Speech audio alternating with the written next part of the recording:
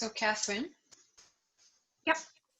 Do we want to kick this off? Let's do it. Okay, perfect. Thank you. You tell me when you're ready. Nadia, are we ready? Ready when you are. I stopped sharing the screen. Thank you.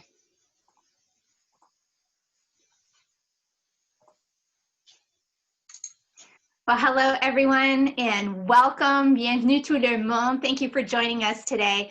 And I can't tell you how pleased I am to welcome you to the very first in a series of new webinar discussions, which we're calling the FCM Collective Series, presented by the Federation of Canadian Municipalities. Our discussion today is presented in collaboration with Ceridian, and we thank them for their help in preparing today's event. My name is Catherine Clark, and I'm delighted to be working with FCM once again as the moderator for today's discussion.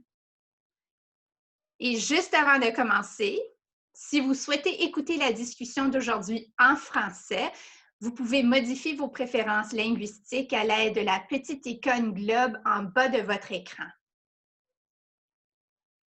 As you know, today's webinar is focused on building the right workforce with the right skills right now.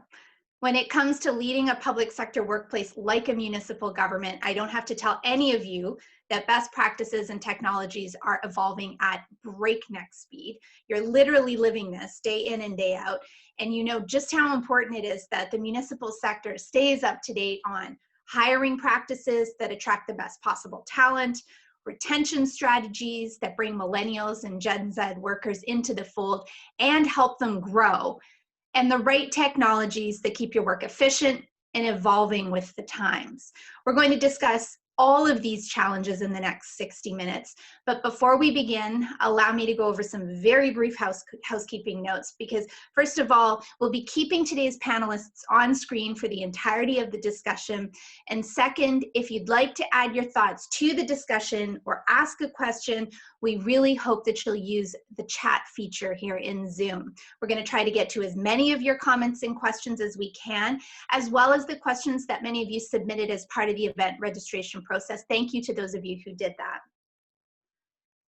Et sachez, mesdames et messieurs, que nous accueillons chaleureusement toutes les questions que vous souhaitez poser en français. Les réponses peuvent venir en anglais, mais c'est pourquoi nous avons une traduction simultanée.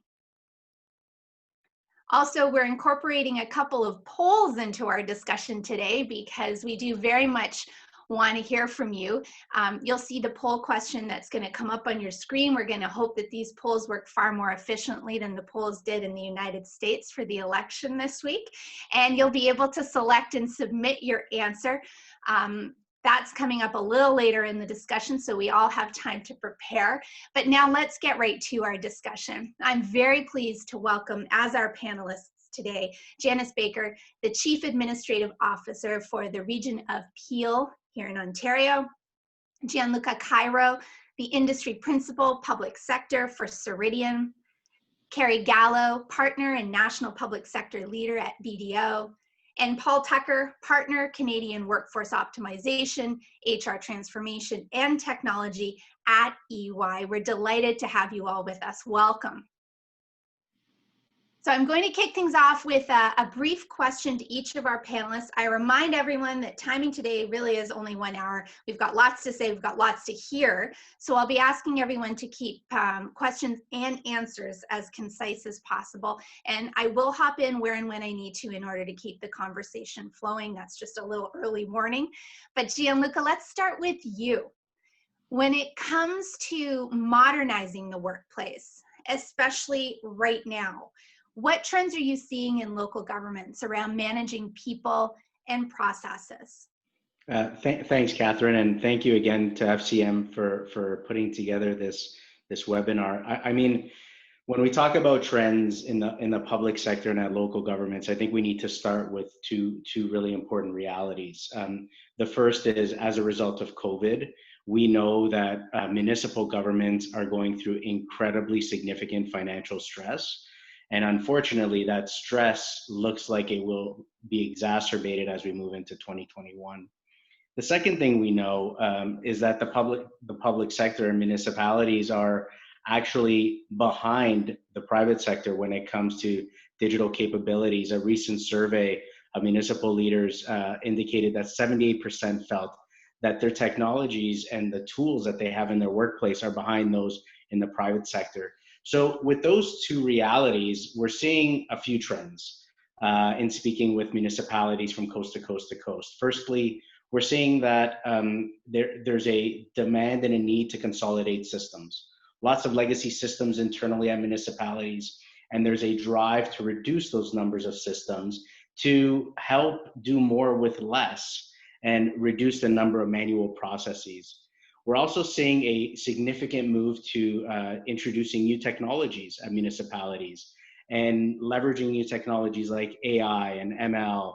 And all of this is connected and related to the desire to make more data-based decisions. So in speaking with municipalities across the country, we're looking to drive more decision-making as a result of data coming through our systems. And it's also really important to have new technologies and leverage data to help manage, engage, and retain our employee base. And at the bottom, kind of like a foundational element, Catherine, is cybersecurity and data privacy as being a really important motivator when it comes to modernization. So as municipalities are looking to modernize their systems, these are the trends that we're seeing. And we're also seeing them bring multiple actors to the table. So technology actors with great people and process partners to really come up with a best-in-class solution. Yeah, those are some really great points, Gianluca, and thank you for raising them. Thank you again also to Ceridian for your support of this event today. Janice, we're going to go to you next because it would be very interesting to hear from you about the top 3 challenges that come with decisions to modernize processes and technology. Thank you, Catherine, and thank you, everybody. I'm really pleased to be here today. You know, I think we just heard one of the challenges. Fiscal capacity and financial constraints, of course, are always a challenge at local government. So when you're looking at competing priorities and which processes and change and modernization projects do you fund, that is certainly something that municipalities run up against quite routinely. As I've said to our staff on many occasions, it's easy to choose between bad and bad. What we end up having to do is choose between good and good, or good and bad and good and good. Sorry, I messed that one up. So really, having a strong plan of how you want to move forward, and really doing your homework so that you understand where you can get the biggest bang for your buck is the most important thing, I think, for us in order to manage some of those challenges. And I think the other item that I would speak to is when you look at municipal governments across Canada, we are in so many different lines of business. So a system that serves everybody. These are particular challenges when you're looking at enterprise systems. How do you develop a system where you can serve your transit service and your fire service and your animal control? I mean, there are just logistical and service realities that make changes extraordinarily complex in our world. And the more people you touch, the more you have to pay attention to really good change management practices. And I think that's really the way to cope with that particular challenge. And just getting buy-in, when you develop a strategy, and again, I come back to the larger the change, the larger the modernization project that you want to tackle, the more people you touch. And people are busy, they've got their work products, their outcomes, their the things that they are charged with doing on a daily basis. And so layering on some of these corporate and technology priorities really has to be managed, again, with good change management practices, and also really looking at what's in it for them, trying to bring people along by having them understand the benefits that they will see in their work at the end of the day. I think those are some of the things that come to mind for me. Thank you. Thanks, Janice. And that really does, your comments really do serve to underline just how complex all of this is for municipalities, because there are so many moving parts. So very helpful context as we start this conversation. Next up, Carrie, let's go to you, because I mean, we truly are living in unprecedented times, and that also means that we're facing unprecedented challenges. How can the private sector help drive solutions, especially right now during COVID, that better equip the public sector to deal with the new reality of remote work? That's a very good question, Carolyn. I'd say there are a number of areas for collaboration, and I will highlight two of them. The first is in the sharing of best practices in defining and supporting the future of work. There, and the things that Janice was mentioning really resonated, because there is often neither the time nor the financial resources in public sector for research projects or pilots. And local governments are busy operating. They need to focus on delivering services to Canadians. As well, in many cases, private sector organizations are experiencing some of the same challenges and workforce shifts, whether it's a result of COVID or more longitudinal ones. So this is where the private sector can help, particularly the larger players in technology, in bringing in examples and insights on what's working and what's not, and innovations that are reshaping the way we work. So public sector does not need to start from scratch. It can build on the best practices that are already being piloted by the early adopter private sector organizations. So that's the first area. The second, another area for collaboration that I see, is in working together to shape the policy agenda. So building on the sharing of best practices, things like joint task forces and think tanks that are focused on the future of work can help to define the policy imperatives and industry's response. And this is good in the best of times, it's good to do, but in particular, it acquires particular importance in times of crises because it enables alignment and accelerates implementation. So Catherine, those are the two areas that come to mind immediately: sharing best practices and working together to shape the policy agenda. Yeah, those are great points. And you mentioned also that distinction, of course, between private and public sector, which is a really, there are best practice models to be learned from both. And Paul, this is an opportunity to really to hear from you about how you think that the public sector can improve, frankly, so that it can compete with the private sector in recruiting talent. Yeah, I think it's a good discussion because it's very topical given COVID and some of the pressures for talent, and we're seeing it's still a very competitive market, and we're also kind of going across 4 or 5 generations in the workforce, so we have to be able to access that talent pool through a variety of means, and it needs to be essentially a way that we can kind of break down some of the barriers to get access to those opportunities in municipalities and have them as well being able to kind of market their open positions and create the experience that kind of matches a consumer grade experience. Because I think the younger generations today are doing everything on their phones. They want quick, immediate response times, and so the more you can get your workforce needs to market and have that easily accessible, and have some of those processes automated where it's possible, because it just helped to get the response and the touch points, because the younger generations aren't going to wait days and weeks for a response. They want to know kind of instantaneously. So I would say it's a combination of just kind of getting the process as lean as possible, but also breaking down any barriers to entry from a process perspective, and then if possible, leveraging technology to bring those opportunities more seamlessly to the labor market.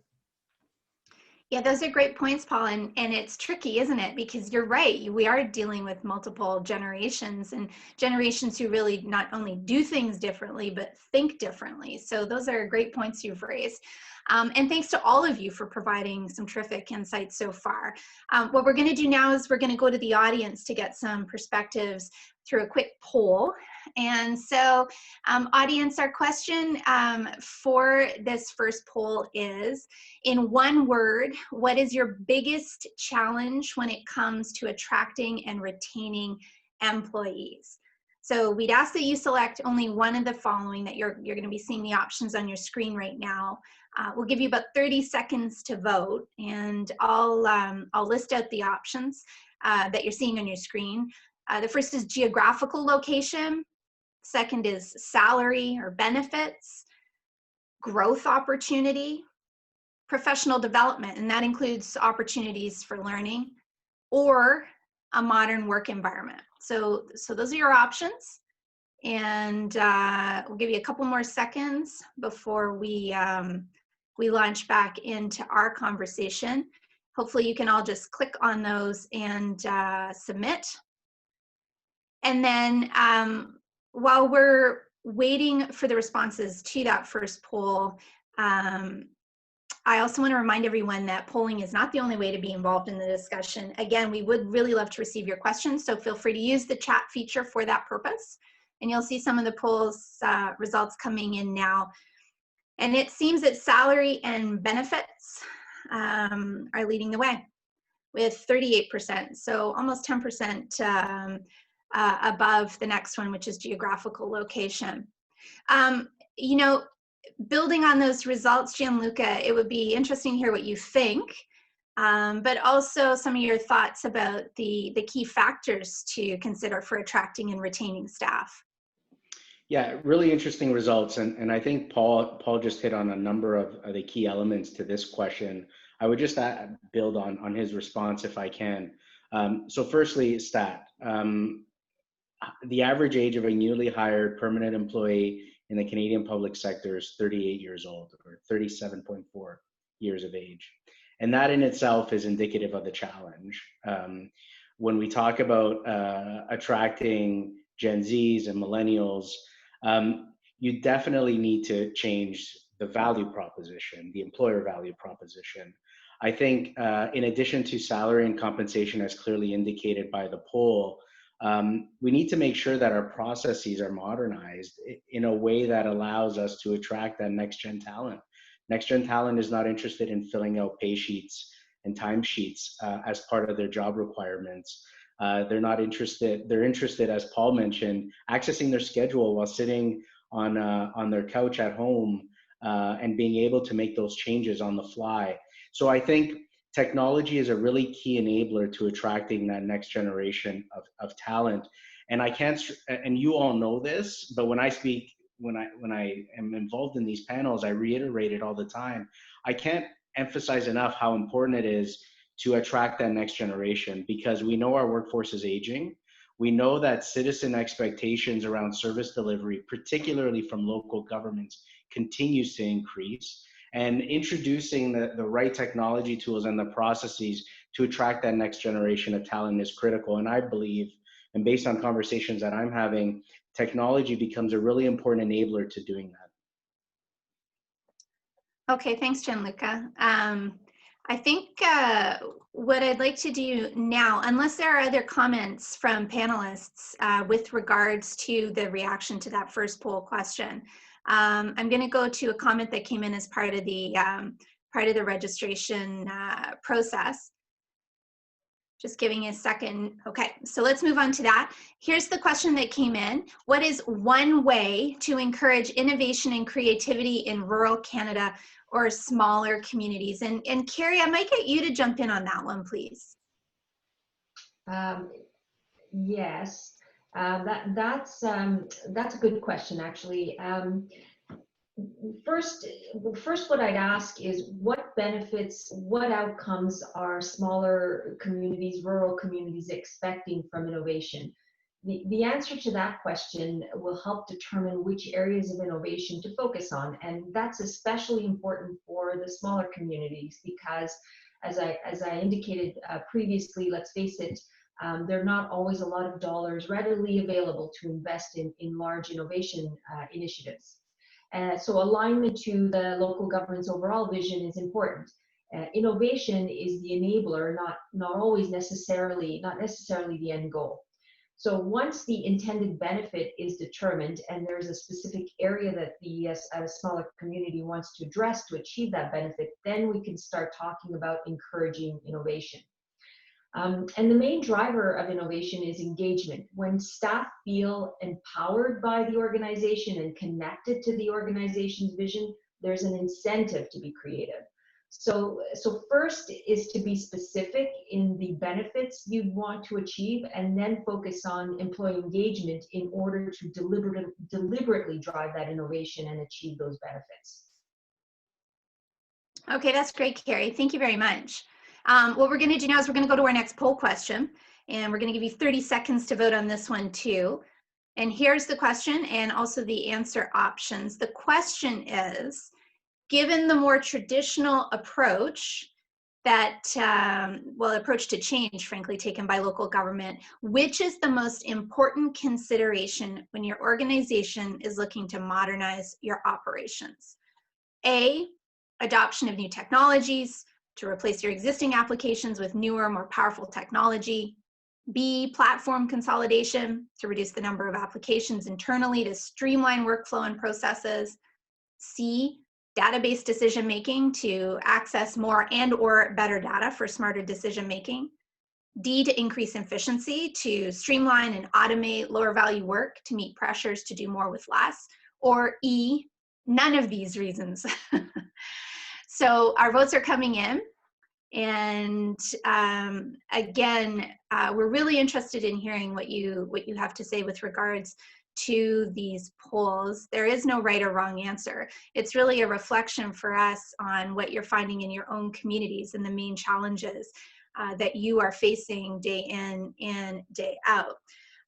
Right now, though, just as all of you continue to vote and as the results come in, Paul, I'd like to go to you and ask what you think is the most important consideration when an organization is looking to modernize its operation, and then we can look at the poll results as they come in too. Yeah, sure, happy to. So I think there's a lot of things to consider, certainly, and obviously, I think available investment is the first the first one to find the right balance on. But with the technology that's available today on the market, there's a number of different ways that you can prioritize that transformation journey. And obviously, that's not just the technology. You need to look at how your operations are working from a process standpoint. You want to try to kind of cut out some of the manual steps in the various processes, kind of reduce that highly transactional, sort of lower value work that's being done by humans. Look at bringing in some automation to that, which can be a fairly low investment initially, around like robotic process automation, for example. But really trying to identify what's the priority. Are you looking to drive more efficiency in your operations? Are you looking to provide a better experience to your workforce?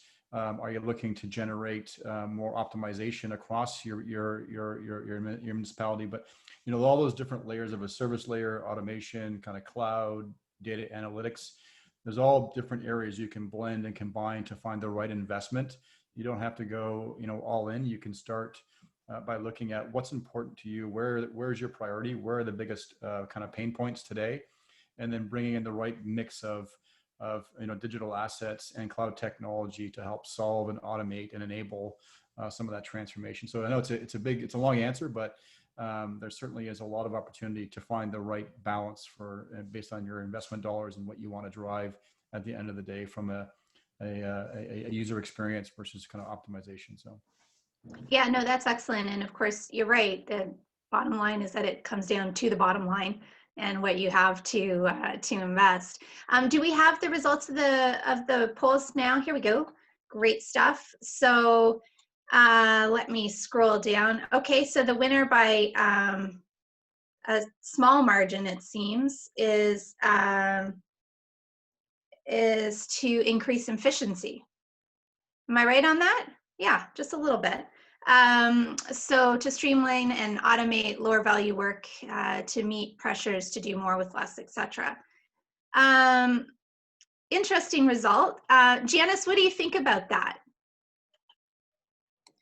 Yeah, I certainly understand and relate to that as a priority. I mean, first of all, local governments operate very much in a way that's so transparent, and what we do and how we do it is so often just visible to people as our employees and our staff are doing transactions, they're out providing service. So the pressure to ensure that we're seen to be using resources in the most cost-effective way, and in a way that can stand up, quite frankly, to that whole sort of fishbowl culture that we work with, is important. And it's not only important to the administration who deliver on that promise, but of course it's critically important to our councillors and our mayors who are out having to defend and explain how things are happening within their cities and towns across the country. So I absolutely can relate to that as being the number one. I think the other areas are important. I think there is a real conversation that's happening nationally across the municipal sphere about the technologies that are out there and how we can use those to do our work more effectively. But I can tell you cost and efficiency is a huge driver in terms of looking at those options. So can I get you, Janice, to build on another element of that too, which is the organizational culture element, which is so important when leadership takes the decision to modernize their processes or systems. And I mean, you have a lot of experience with this. How does a municipality go about making the decision to modernize, but then also, as important, bringing your people along with you?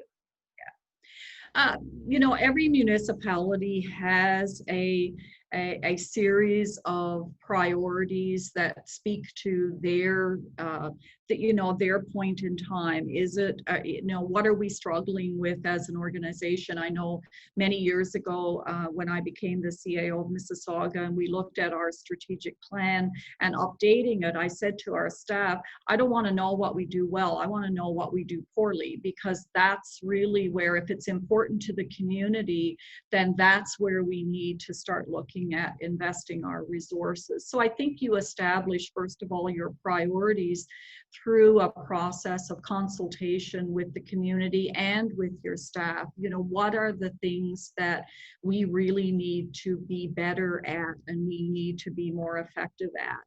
Once you've got that done and you have a roadmap in front of you, if you've included your people in developing that roadmap, you've already done some of the heavy lifting in getting them to buy into and support that strategy. And then I think I would come back to a comment that I made earlier.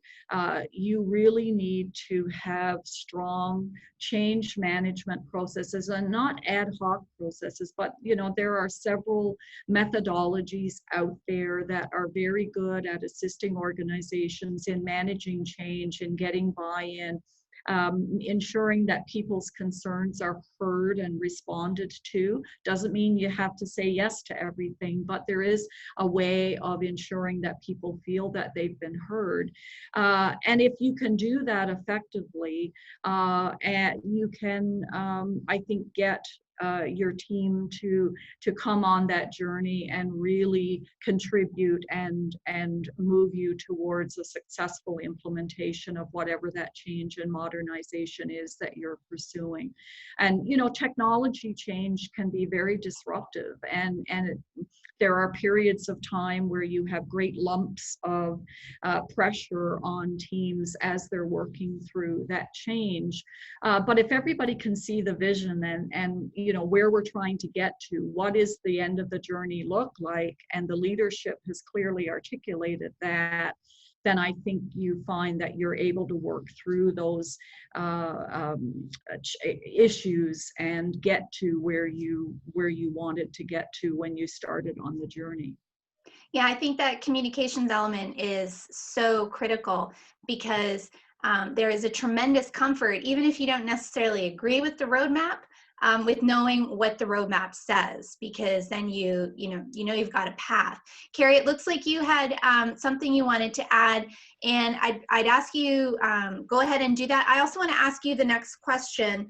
So maybe that's how we'll do it. I'll ask you the question and then you add your thoughts to what Janice said as well. This question came from the Township of Rideau Lake, Ontario, and it's around best practices for performance reviews of all Township administrative office and operations staff. So if you can give us, Carrie, some of your thoughts on the best practices too, and welcome your comments after Janice's as well. So I did want to comment on some of the things that Janice was mentioning from a culture and organizational change management perspective. And for example, the fact that we're having this webinar today, it's not that we have not had, or this medium hasn't been used in the past, but pre-COVID, it was more likely that we would have in-person conferences and things of that nature. And I have found that in working with public sector clients and municipalities in particular, that there has been a shift in culture, even in comfort, in the COVID and the pandemic exercise has accelerated the pace of workforce changes by some estimates like 5 years, right? Because you had to adapt. There's been, if you feel uncomfortable, there's just no choice. The flip side of that is that organizations, whether they be public sector or private sector, that have engaged in some of those change management practices that Janice mentioned, have been more successful, or at least have been able to more quickly adapt to all of the technology and process changes and business transformation that the pandemic has advanced or has accelerated. So yeah, so I wanted to sort of make a comment on that. Now, in terms of the question from Rideau, the municipality of Rideau Lake, actually, I would turn to Paul. I think he'd be in a better position to answer that. I have my own thoughts, but given that the focus, Paul's focus, I think that would probably be a good place to start. Over to you then, Paul. Sure. So just around performance management, yeah, I think there's a couple of things to consider. One is sort of the culture that you're working with today, or that you've established and that you find important to the municipality and your employees, and to start there with the types of performance, I'm going to say, cadence you want to engage with your workforce. But certainly the leading practice that we're seeing today, and we're seeing with our clients, and even EY as a firm, we're doing regular check-ins through, in this case, through an enterprise human capital management solution, whereby our employees can request feedback from their peers or supervisors or others on a quarterly basis. And so therefore, you're always getting sort of an update of how you're progressing, what are your objectives for, say, the next 3 months? What do you want to work on? How do you want to develop your skills? What certifications do you want to go after? And it's having that transparent communication, so that we're not saving surprises to the end of the year, and people are always aware of how they are performing throughout that current fiscal year or the calendar year. And so I would say that, but finding the right balance of what to expect your people to participate in when it comes to performance management is kind of the key. Too frequent, you're going to water down kind of the value and the benefit of those reviews, and leaving it too long, you're going to have people surprised at the end of the year because maybe they weren't aware of the feedback they were potentially going to get, and there wasn't time to improve or adjust. And I think it's that changing of the narrative from a twice a year and then end of year review potentially, to more of a consistent two-way communication that's very transparent, so that you always know how you're doing and how you're progressing, and certainly leveraging some kind of a technology to keep that in a digital format just makes it that much easier to report against, and to be able to even help to track progression along your performance. So those are my thoughts anyway on that one. Yeah, those are excellent thoughts, and I want to encourage our audience also to know that we are very much open and anxious to receive your questions, not just through the registration process. We have a number that came in that way, but if you have questions for our panel guests as you're listening to this now, by all means, please use the Zoom chat feature and ask your questions, and we are going to try to get to as many as we possibly can. Gianluca, I'd be really interested to hear from you about, during the pandemic, but also long term, what are some suggestions for improving employee engagement? Because certainly it's a struggle right now when, it feels a little bit like Groundhog Day. Every day we wake up and we may or may not get out of our pajamas and go to work. Even not just right now, but as we look towards the future, what do you think? How do we keep employees engaged? I especially for municipalities, right? We know that this push to remote work has put incredible strain on their ability to continue to operate. I was speaking to a client at the beginning of the pandemic, and they were referencing to me how not all the staff at the municipality had laptops, and therefore the ability to work remotely was a real challenge. So how do you, if you can't do the work because you're not enabled, how do you then engage the workforce? And I think, to Paul's point around performance management, and to Carrie's point, having that continuous communication piece is really important, and using and leveraging a technology tool in a way that allows you to engage employees on kind of that regular occurrence is really, really important. So, I sound like a bit of a broken record on all my responses because I'm talking about the importance of leveraging technology in addition to making the necessary process changes. But technology can be such an enabler in so many areas for municipal governments. And I think it's really important that recognizing the financial stress that they're under and the challenge around prioritization, we look at our people as being a prime factor in deciding how we prioritize those modernization, those modernization projects, because they are our most important asset. And finding the right partner to help introduce the right technology is also really important. In my time spent with the federal government, I was part of a technology project that went awry, and you need to ensure you have the right partner from the private sector, and it's a responsibility of ours in the private sector to help municipalities deliver successful technology projects so we can engage our employees and help recruit kind of next gen talent. Yeah, really neat points. And of course, one of the interesting things about municipalities too is that you're dealing with both the issue of remote work and people for whom that's just not a possibility. You're employing a lot of people who have to go every day to continue to do the jobs that they were doing pre-pandemic, because that's what keeps a municipality running. So Janice, interesting question that just came in from one of our audience members. As always, when there is a fiscal crunch, and I've been told that came with quotations, discretionary budget lines like training and employee development get targeted for reductions. It then often takes many budget cycles to get them back to the previous, probably inadequate levels. That's not my comment, that was in the question. Is there any KPI or best practice measure out there for a per employee allocation for this? Any thoughts on that, Janice?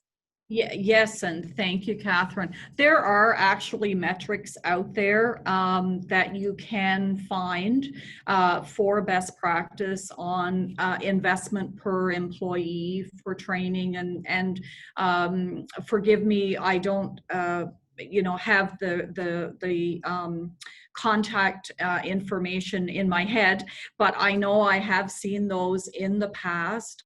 So maybe connecting with an HR organization or one of your advisors, they might be able to point you to that direction. So those are helpful.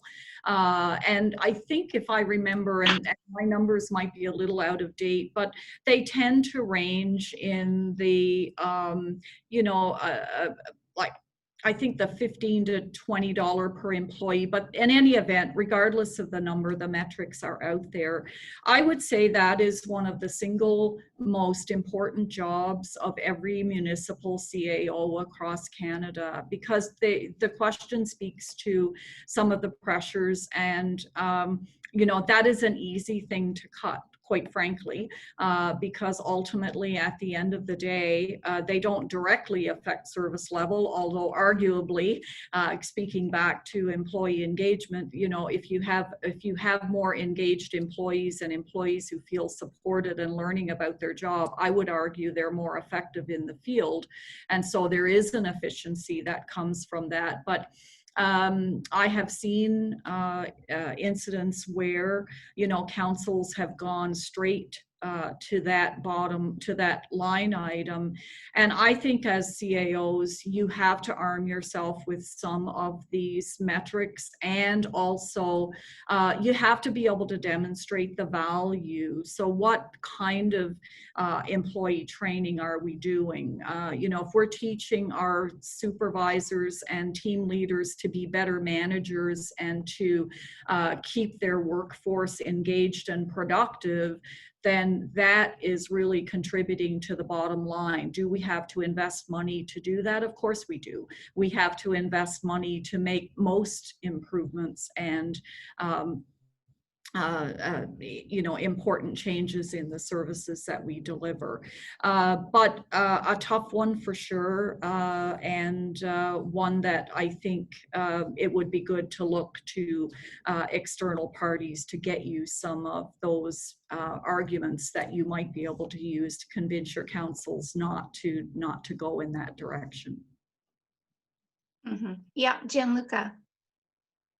It was timely. I was speaking to a municipal leader two or 3 weeks ago, and this topic came up. And his point to me, or his perspective, and Janice, tell me I'd love your reaction to this. His perspective was that, especially on the elected side, there is such a push to enhance and improve the interaction points between municipal governments or local governments and citizenry or constituents. And if that is the ultimate goal for elected officials, well, then you have to have people who are motivated, excited, and happy about the work that they are doing. You can't have one without the other. So, on this point around training, it feels like it's not a quantitative response to the question, but from a descriptive perspective, if you want your employees to deliver better customer service from a constituent perspective, you have to have happy employees, right, working for your municipality. Yeah, if you're asking for my perspective on that, I agree with you 100%. And yet you might, I think realistically, if you were to look across Canada, you would see lots of municipalities that unfortunately, even with those arguments having been made, still have gone in to take some or all of those dollars away. So, I think it's sometimes more challenging for elected officials to see that direct connection between a spending of a dollar here and a benefit on the other side. But it's important to make the argument, absolutely. And I think the issues with that are only compounded when we're in the middle of a pandemic where every dollar is being stretched to the very limit as we try to just keep things literally on the rails. Paul, we have a question from the Township of Strong in Ontario. Are there any resources which we can use to capture and evaluate our current registry of skills and capabilities? Have you got some thoughts for us on that? Yeah, I think it goes back again to the discussion around sort of technology. A couple, I think, challenges that we see is just having that kind of single source of truth for employee information. So depending on the size, you may have some employees in a system, some on paper, or maybe different systems. And so it's trying to get a kind of a single source of truth, I guess, for your workforce, and then being able to tie skills, certifications, qualifications, and experience to that employee record. But all that, of course, either requires an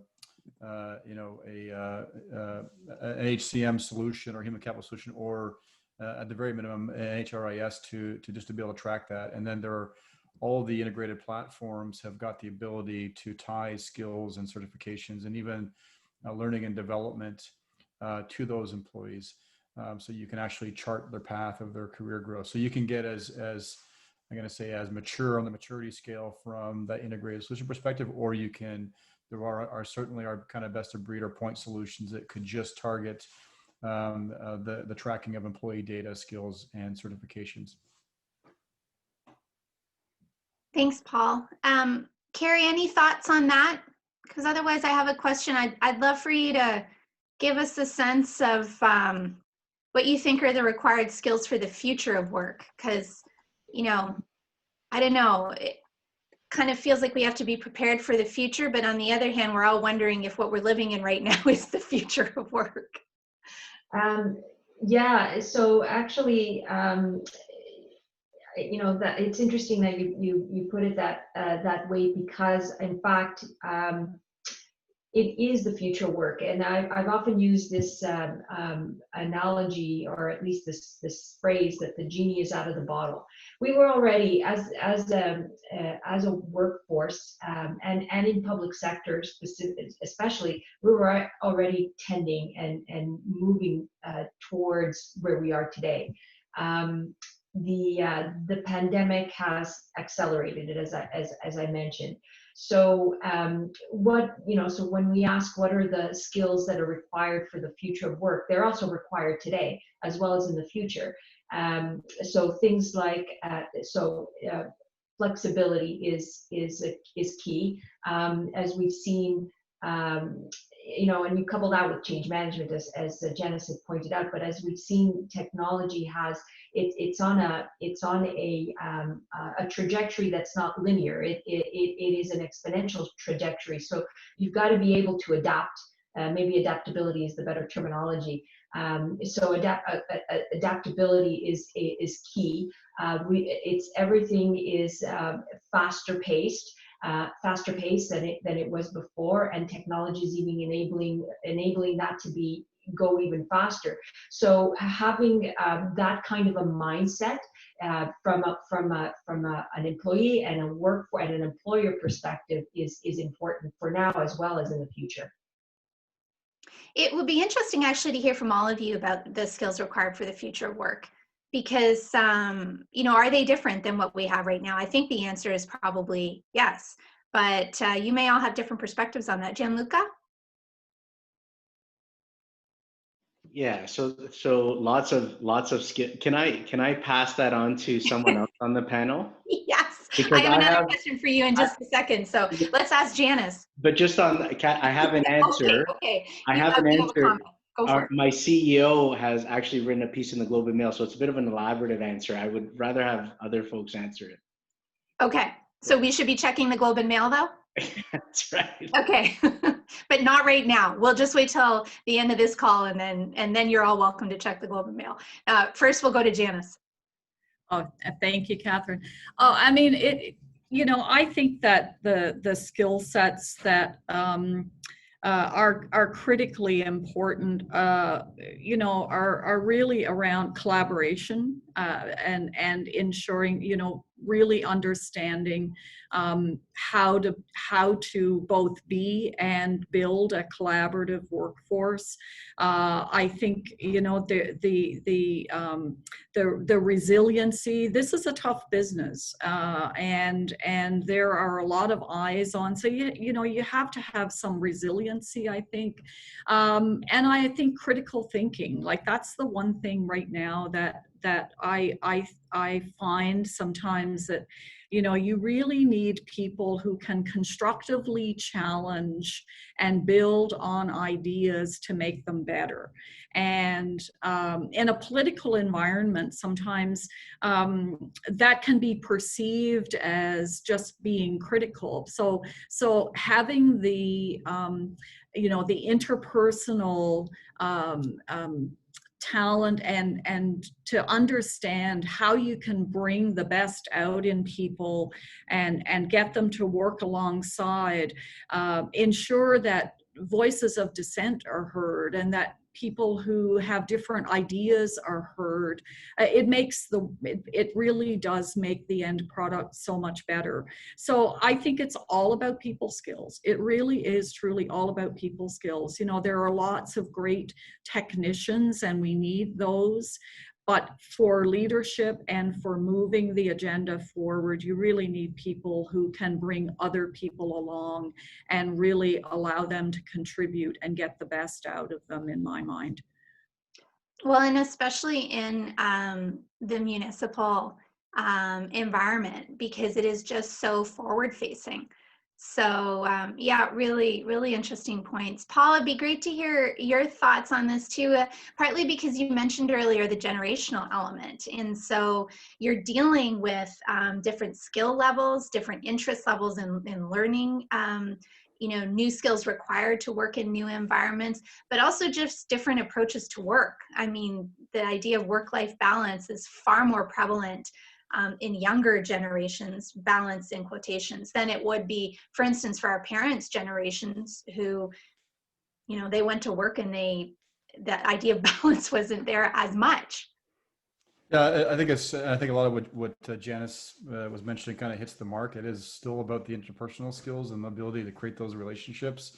But I think as well, critical thinking, sort of entrepreneurial spirit, problem solving, and the ability to build teams and also kind of mold into sort of, being a leader. You don't have to be a leader of a big team, but just that kind of mindset. But I would say if we take even what COVID has essentially accelerated, is really that digital first mindset.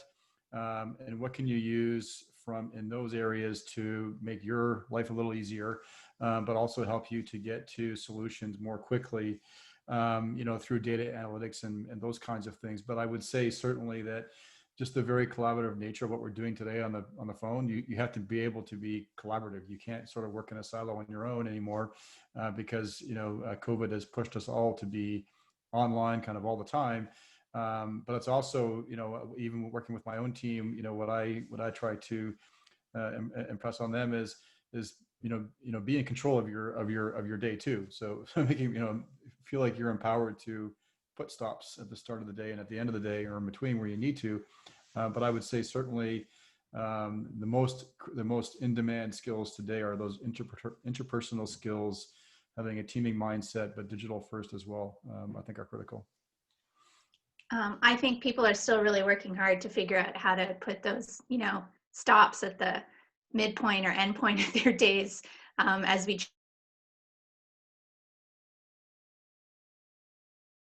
Final question, to get your sense about what's needed, what culture is needed to get employees comfortable with technology advancement.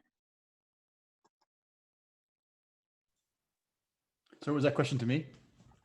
To Gianluca. Sorry, Gianluca. Sorry. Do you want me to repeat the question? Yeah, you froze it. Sorry, Catherine, go ahead. Okay, so what kind of culture do we need, building on what Paul was saying, to get employees comfortable with technology advancement? Well, I think the whole conversation we had around change management is really important. I think the whole conversation we had around employee empowerment is important.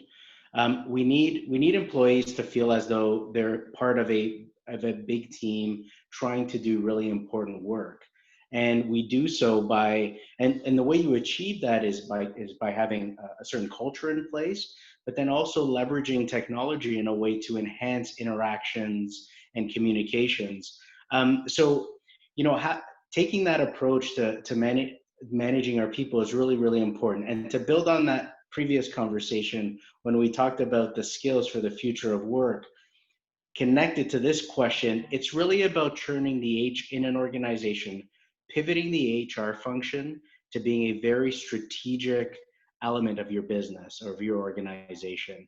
HR can't be seen as purely a administrative type function. If our people are our most important asset in any organization, we need to make sure that the function responsible for our people is seen as a strategic driver for organizational decisions. Okay, well, we're coming up to 2 o'clock. We're coming to the end of the discussion, and I really want to thank all of you for your wisdom and your insights, but also a warm thank you to our audience for your presence, for your engagement, for your questions, which you submitted. I'd like to close with a lightning round for our panelists and just ask each of the 4 of you in 30 seconds or less, what thoughts or advice that you want to leave with our audience today as we close out this conversation. And Carrie, I'd like to start with you. Sure. I guess I'll just maybe repeat some of the earlier conversation that the COVID-19 pandemic has presented a catalyst moment for particularly immediate digitization in the public sector, and has accelerated that future of work by at least 5 years. Organizations have had to respond and react quickly, and in many cases, Band-Aid solutions were implemented to manage the immediacy of the issue. But as we're seeing, and as we're seeing today, the solutions and the shifts are much deeper. So today, so the question has now become, how can public sector leaders respond to these shifts in this new landscape? So what I would say is, not to wait it out, address the challenges today, because we're not going to go back to the way it was before. The shifts, in fact, in how we work, whether it's technology, the skill set, collaboration, all of those, they're permanent. Paul?